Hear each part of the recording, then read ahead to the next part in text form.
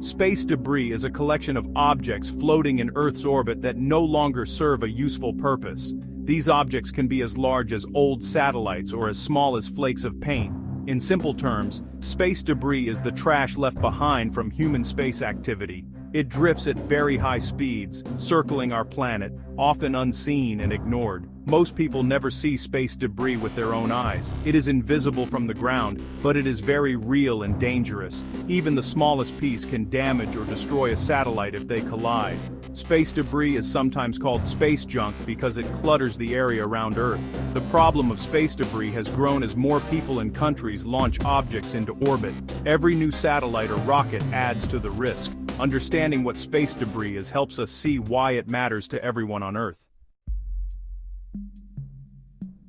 Space debris came from our first steps into space. Whenever a rocket launches, it may leave behind empty fuel tanks, nuts, bolts, or pieces that break off. Satellites that stop working also stay in orbit, joining the junkyard above our heads. Sometimes, debris comes from explosions or collisions between objects in space. There are thousands of large pieces, like dead satellites or broken rocket parts, but there are also millions of tiny bits, like screws, flakes of paint, and even frozen droplets of fuel. Each piece, big or small, moves very fast, sometimes 10 times faster than a bullet. This speed makes even small debris dangerous. Some debris comes from mistakes or accidents. For example, two satellites might crash or a rocket might explode after launch. In these cases, one big piece can turn into thousands of smaller fragments. This creates even more hazards for everyone operating in space. As we launch more satellites for communication, weather, or science, the amount of space debris keeps increasing. Without action, it will only get worse over time. Space debris is a problem because it threatens everything we do in space. Even a tiny piece can punch a hole in a spacecraft or satellite. The more debris there is, the higher the risk of collisions. Each collision makes even more pieces of debris, creating a dangerous chain reaction. If a working satellite is hit, it can be destroyed or stopped from working. This means no weather reports, no GPS signals, or lost TV broadcasts for people on Earth. Sometimes, astronauts on the International Space Station have to take shelter just in case debris passes too close. Space debris is hard to track, especially small pieces. We can watch for bigger objects, but there are too many tiny bits to see. This uncertainty makes every new mission riskier and costlier to plan. Too much debris could even make some orbits unusable in the future. If left unchecked, space could become so crowded with junk that it would be unsafe to send up new satellites or astronauts. Dealing with space debris forces companies and agencies to spend more money. They must design satellites with stronger shields to survive hits from debris. Sometimes they have to spend extra fuel to move satellites out of harm's way. Every maneuver or safety feature costs money. Insurance companies charge higher fees to cover the risk of damage from debris. If a satellite is lost, it means the money invested is gone forever. Companies also have to plan for backup systems in case something is destroyed in orbit. Launching a new satellite is not as simple as it once was. Planners must study the paths of debris and avoid high-risk areas. This takes time and resources. The risk of collision means some orbits are now off-limits or too expensive for many missions. These hidden costs add up quickly. They affect how many satellites can be launched and how much it costs to keep them working. In the end, the whole industry pays a price for the mess left behind in space.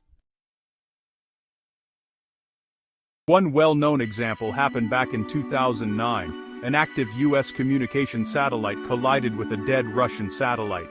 Both were destroyed, and honestly, thousands of new debris pieces were created as a result.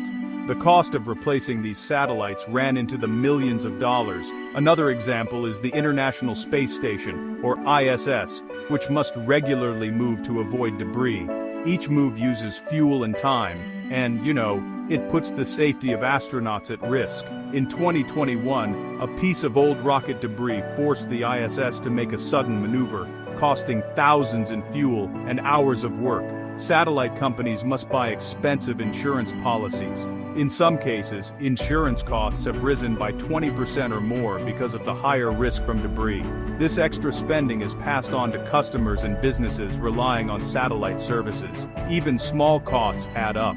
For example, adding protective shielding to a satellite increases its weight. This means more fuel is needed to launch it, which in turn raises the total cost of every mission.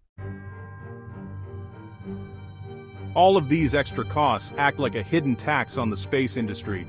There's no bill sent by a government, but, everyone who uses space ends up paying more because of debris. Companies have to spend more to avoid damage, pay higher insurance, and use more fuel just for safety. This so-called tax isn't paid to fix the problem.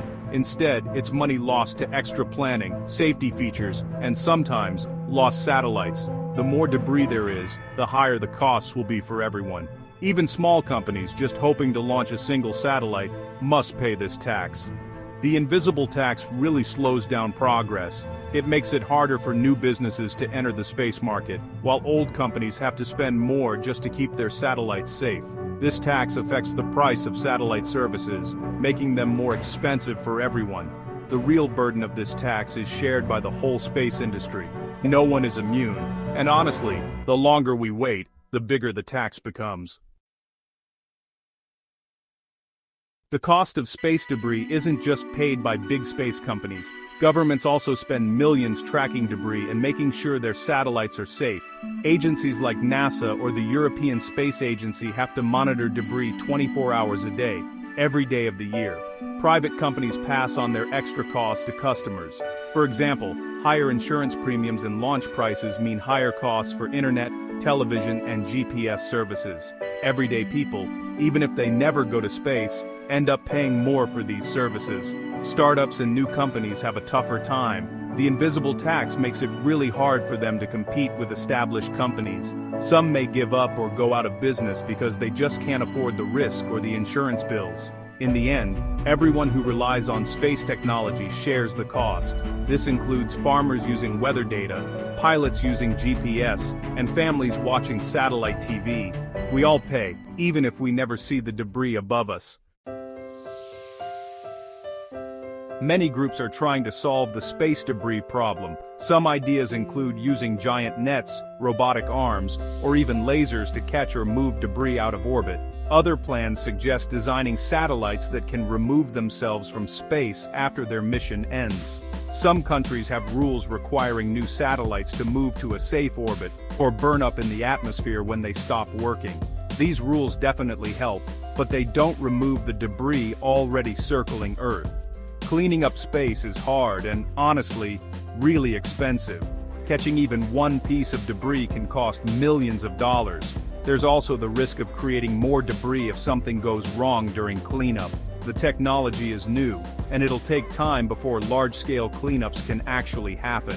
Even with these efforts, the space industry still has to keep spending money to avoid debris. Cleaning up will only work if we all agree to share the cost and act together.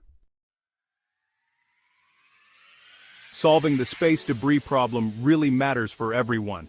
Our daily lives depend on satellites for communication, weather, travel, and, even shopping.